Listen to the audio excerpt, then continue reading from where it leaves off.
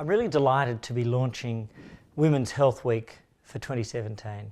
It's about every family, it's about every home, it's about the reality that women's health is fundamental to national health. It matters for every woman, it matters for every Australian. I particularly want to acknowledge the Jean Hales Foundation. Jean Hales is such a body commemorating such a person. We're contributing just over $8 million to support their work in researching and disseminating the message about women's health and why it matters. One of the great privileges of my role has been to work with the National Immunisation Program on the rollout of the cervical cancer vaccine Gardasil.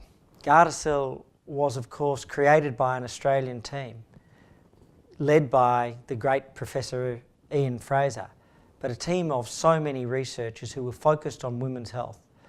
The fact that this was a critical Australian national priority led by brilliant researchers which has contributed to a focus on women's health research, women's health rollout, a vaccine which can prevent the human papilloma virus from causing such untold damage, and that we are rolling this out as a nation is really one of our points of great celebration.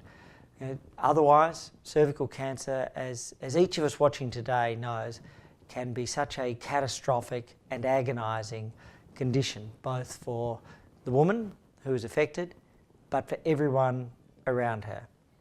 This is really one of our great triumphs, and I want to acknowledge it and celebrate it today at the launch of Women's Health Week. But we haven't done enough. We have to do more.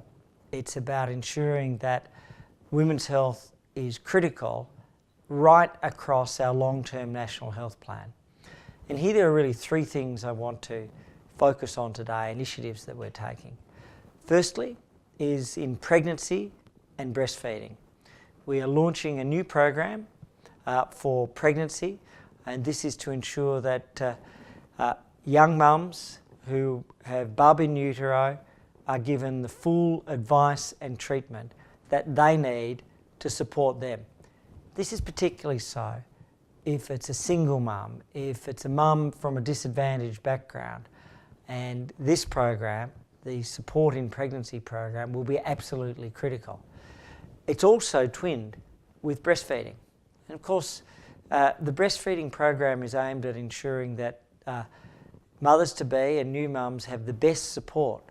What should seem, what you would presume would be such a natural thing, I know just as a dad, is one of the hardest and most frustrating, and in many ways it can be psychologically challenged for mums who feel guilty if it's not going as well as they think it should be. Actually, breastfeeding can be immensely hard. That's why we're investing just over $3 million directly into our National Breastfeeding Support Program. And in particular, we want to take the emotional burden off mums, because sometimes there are things beyond their control. Knowledge is required. It's much more difficult just as a dad seeing the process and realising how little I knew just over a decade ago, and realising that this is an area where support is needed, both for mum and for bub.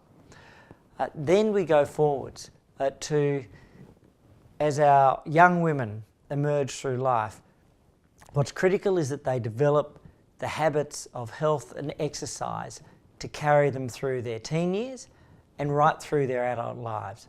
That's why we've launched the Girls Make Your Move campaign, a $10 million campaign, and we're also twinning that with a $500,000 Women in Sports Leadership campaign. This year has been perhaps the great year for women's sport of the last 2 decades. What we've seen is AFL women's sport, which hasn't just translated to our TVs, but it's brought young women and girls into sport who might otherwise not have played it. And they're having a ball. Hundreds and hundreds of teams have been created. That's created a challenge, a happy challenge, to find new and better change rooms and changing facilities. But AFLW, we've seen the women's BBL take off. The netball league has really transformed itself. Women's soccer has exploded. Sam Kerr is arguably the best, or on her way to being the best player in the world. And so this has been a year of celebrating women's sport. And that is ultimately, though, about having as many girls and as many women play sport, exercise, and develop the habits of exercise and sport to carry them through a lifetime. Then the last area is, of course, dealing with some of the great health challenges. So we've just invested $80 million in different breast cancer activities. In particular, $55 million for expanding and extending the Breast Screen Australia program, and $25 million for supporting the magnificent work of the Jane McGrath Foundation. It's not about the money, though. It's about recognising the different stages of women's health and supporting and investing in them. So I want to celebrate Jean Hales. I want to acknowledge the importance of Women's Health Week. I would urge all of you to go to the website and be part of Women's Health Week, www.womenshealthweek.com.au, and ultimately, I wish you good health, I wish you support for each other, and I am delighted to officially launch Women's Health Week for 2017.